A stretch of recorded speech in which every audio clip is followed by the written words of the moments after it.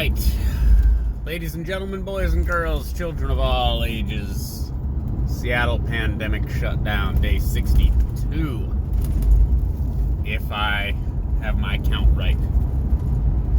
So we are in day 2 of phase 1, and we're going to look at traffic, a highly scientific metric of how many people are also on the freeway at the same time that I am. That is actually kind of the data that they're using, though, to determine, like, where we're at from phase 1 to phase 2. It's like the amount of traffic on various roads and things. It is relevant, I get it.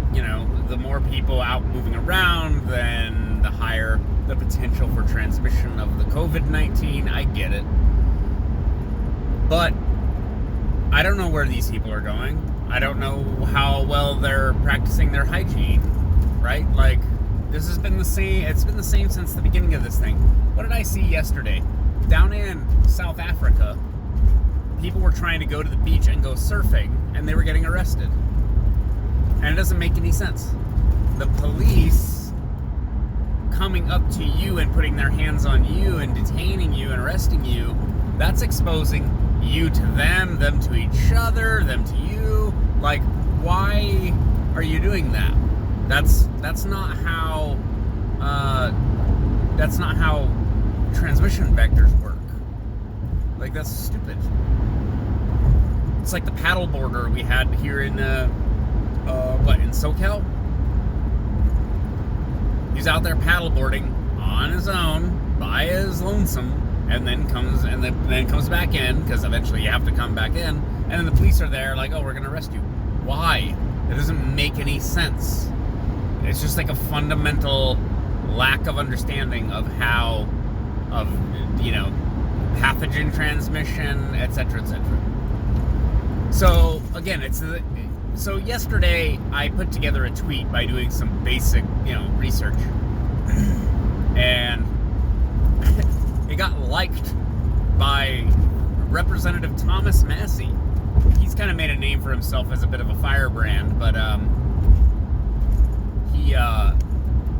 he put out a tweet about how what they call the R-naught, let's say R sub 0, is a mathematical variable. I guess it's algebraic, I don't know, whatever, that virologists and epidemiologists use to determine how infectious a disease is, or how contagious it is. So it's like an R-naught of 1 means one person gets infected, they infect another person.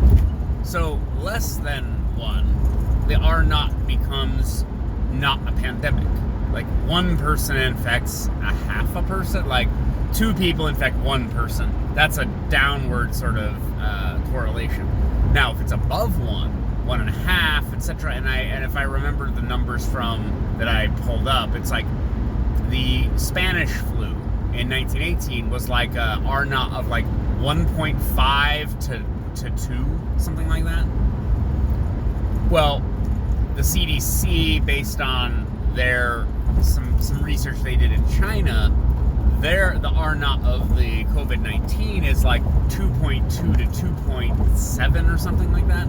Now, and they admit in the abstract, at least of their research, that like our data is incomplete and it's not necessarily reliable. And I just assume that that's so. Like, I can't imagine that this thing is that much more based on the R-naught, that this is really as even more contagious. But you're trying to compare 100 years ago to now. And the R-naught, of course, the thing about like the tweet that I put together that got liked by the congressman, is that the R-naught is variable depending upon what people do and where they live. So like, it's like across a state, a big state like California, Northern California is going to have a lower infection rate than Southern California.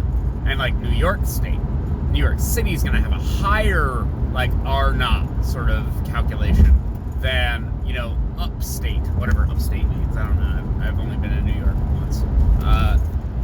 So the R-naught is important to know for your, pandemic response, but it's going to be different in different cities. The R-naught in Seattle is going to be different than the R-naught in Spokane. But you can't get too granular with it. So rural states, for example, will just generally have a lower R-naught. Why? Because they have automatic social distancing in that they have more room. They're not on top of each other.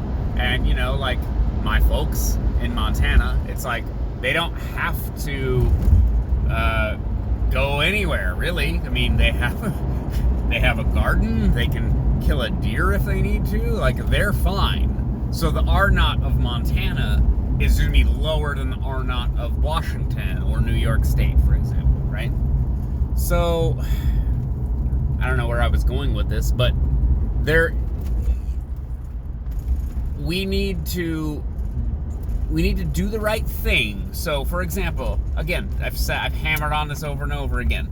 Hygiene and social distancing will reduce the R-naught. The R-naught means fewer people are getting infected. That means fewer people are going to become critical and need hospitalization. That means fewer people are going to die. So, in some sense, we have control over the R-naught. If we kind of stay away from each other, if we keep ourselves clean, if we keep ourselves healthy, then the R-naught goes down, fewer people are infected, and then we can wait until, and this is something I saw, people are doing coronavirus immunity parties. I can't say I endorse the idea, but like chicken pox, getting people exposed and then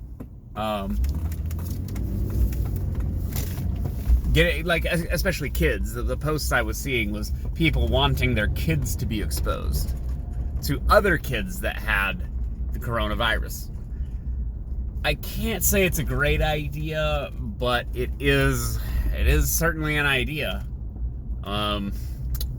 If you get it when you're young and healthy, fine, it will make you immune in the future. I don't know what to tell you. But does that reduce the R-naught? Because now people have an immunity to it?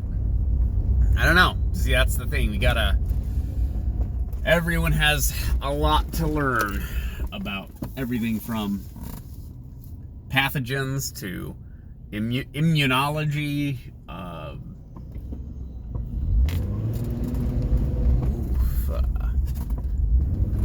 etc., etc. I don't know. Well, I hope that this was coherent. Again, Seattle Pandemic Shutdown, day, I think, 62. Everything is weird, man. It's still weird. All right. Remember, I go out so you don't have to.